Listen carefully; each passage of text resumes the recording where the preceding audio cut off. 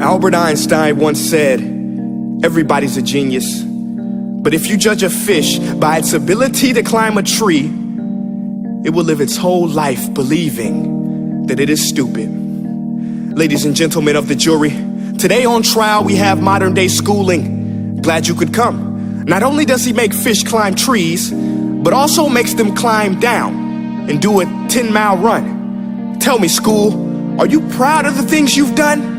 Turning millions of people into robots, do you find that fun? Do you realize how many kids relate to that fish swimming upstream in class, never finding their gifts, thinking they are stupid, believing they are useless? Well, the time has come, no more excuses. I call school to the stand and accuse him of killing creativity, individuality, and being intellectually abusive.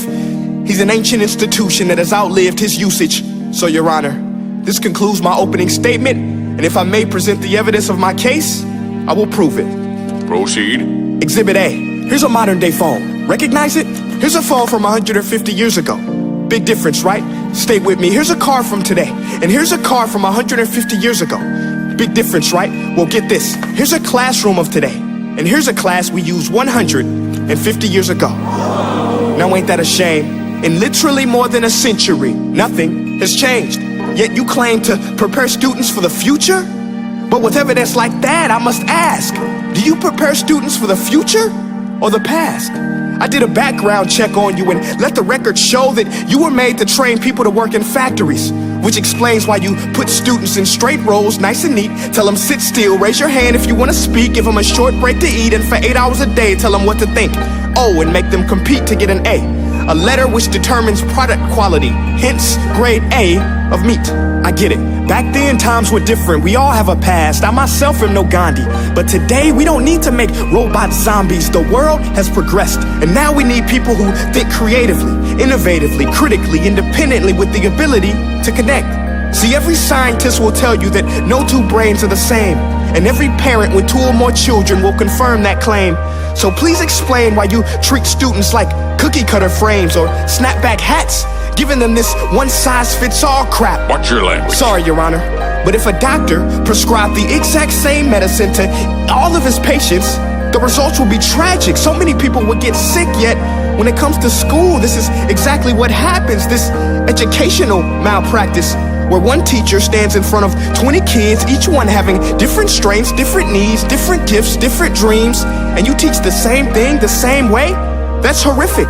Ladies and gentlemen, the defendant should not be acquitted. This may be one of the worst criminal offenses ever to be committed.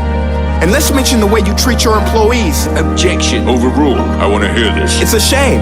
I mean, teachers have the most important job on the planet, yet they're underpaid?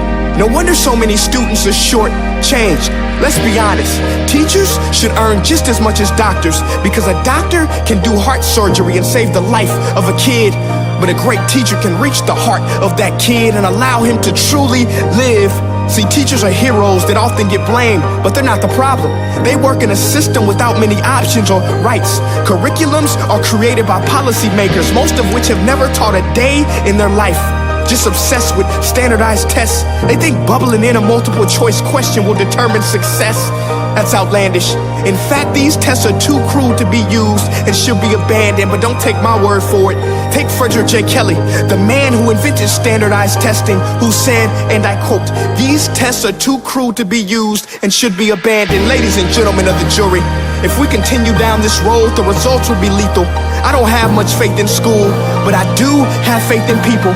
And if we can customize healthcare, cars, and Facebook pages, then it is our duty to do the same for education, to upgrade it, change it, do away with school spirit, because that's useless. Unless we're working to bring the spirit out of each and every student, that should be our task.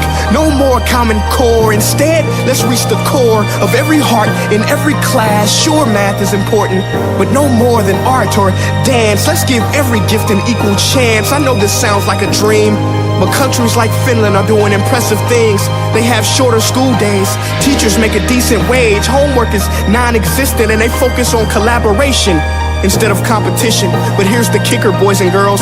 Their educational system outperforms every other country in the world. Other places like Singapore are succeeding rapidly. Schools like Montessori, programs like Khan Academy. There is no single solution, but let's get moving. Because while students may be 20% of our population, they are 100% of our future. So let's attend to their dreams, and there's no telling what we can achieve. This is a world in which I believe, a world where fish are no longer forced to climb trees. I'll rest my case.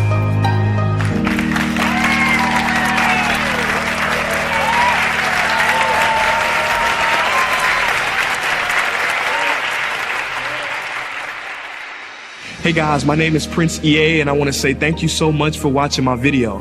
But now, I want to know what you think. How can we together create a more efficient, effective, and just better future of learning? I want you to visit nestday.com/preorder the future and share your thoughts and ideas on the topic. Peace.